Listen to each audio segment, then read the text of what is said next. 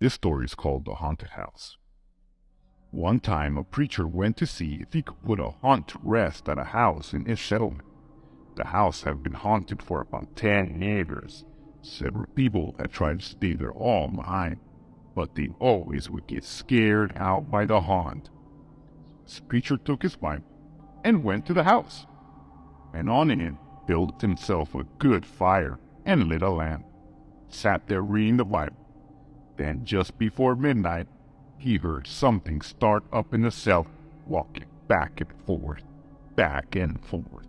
Then it sounded like somebody was trying to scream and got choked off. Then there was a lot of thrashing around, struggling, and finally everything got quiet. The preacher took his Bible out again, but before he could start reading, he heard footsteps coming up the cellar stairs. He sat watching the door to the cellar. Footsteps. He saw the doorknob turn, and when the door began to open, he jumped up and hollered, "What do you want?" The door shut back easy, and there wasn't a sound.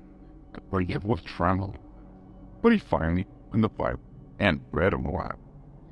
Then he got up and laid the book on the chair and went to kindle the fire. Then the haunt started walking again.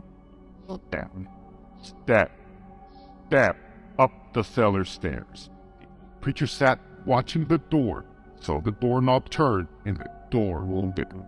And he took a young woman, backed up and said, "Are you? What do you want?" The haunt sort of swayed like she didn't know what to do. Then she just faded out. The old preacher waited, and then he didn't hear any voices. He went over and shut the door. He was sweating and trembling all over, but he was a brave man, and he thought he would be able to see it through. So he turned his chair to where he could watch, and he sat down, waiting. It wasn't long before he heard the haunt start up again, bubbling and was step, step, step. Closer and closer and stab, and it was right at the door. The preacher stood up and held his Bible out before him. Then the doorknob slowly turned and the door opened wide. This time the preacher spoke quiet like he said, "In the name of the Father and the Son and the Holy Ghost. Who are you and what do you want?" The one came right across the room, straight to him, and took hold of his collar. It was a young woman about 20 years old.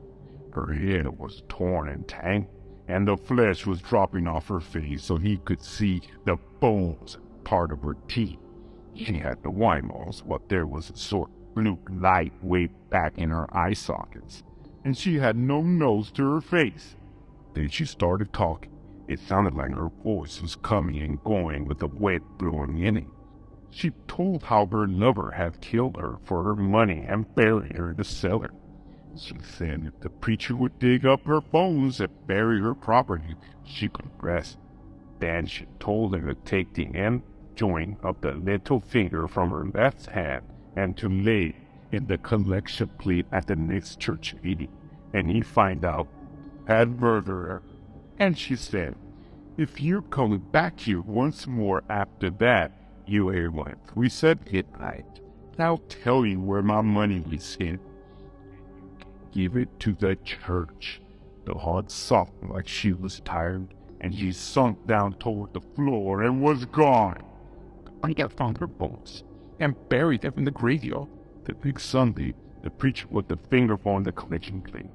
A certain man happened to touch it. It stuck to his hand.